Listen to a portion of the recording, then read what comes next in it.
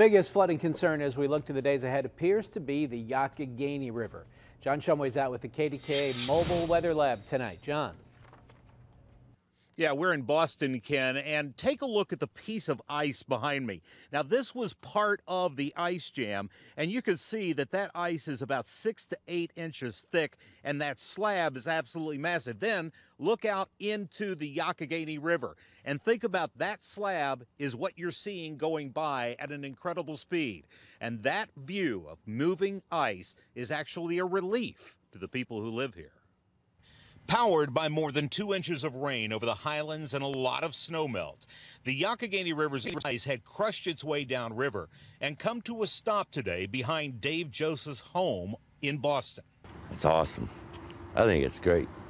I mean, not to the damage it does, but to see that water come down with all that ice moving, it's something to see. The Josephs and their neighbors watched all afternoon as the water filled their backyards and approached their homes. Those ice jams just kind of move on their own. They're unpredictable. The folks at the National Weather Service are monitoring the flow minute by minute and watching their river meters spike when a jam sets up shop. Basements are going to start flooding. The largest jam forming at the McKeesport Marina and backing up almost 2 miles above Boston.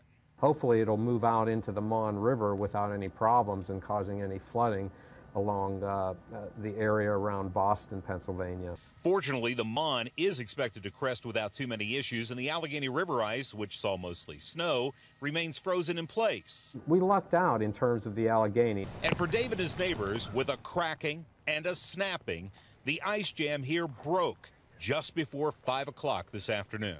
Is there relief? Oh, yeah.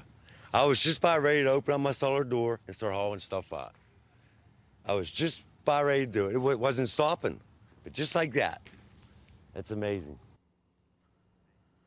Yeah, Ben, they've got quite a mess they're going to have to clean up. You are looking live at the backyards of Dave and his neighbors, and there are massive pieces of ice that have now become stranded there because the water of the Yough has actually gone down.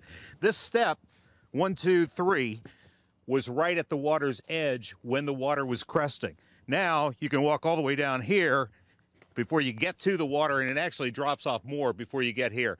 The level of the river, as we just checked with the National Weather Service, has started to drop on the Yough River. There are still some ice jams upriver they're concerned about, which they'll continue to monitor throughout the night. Live along the Yough in Boston, John Shumway, KDKA TV News. All right.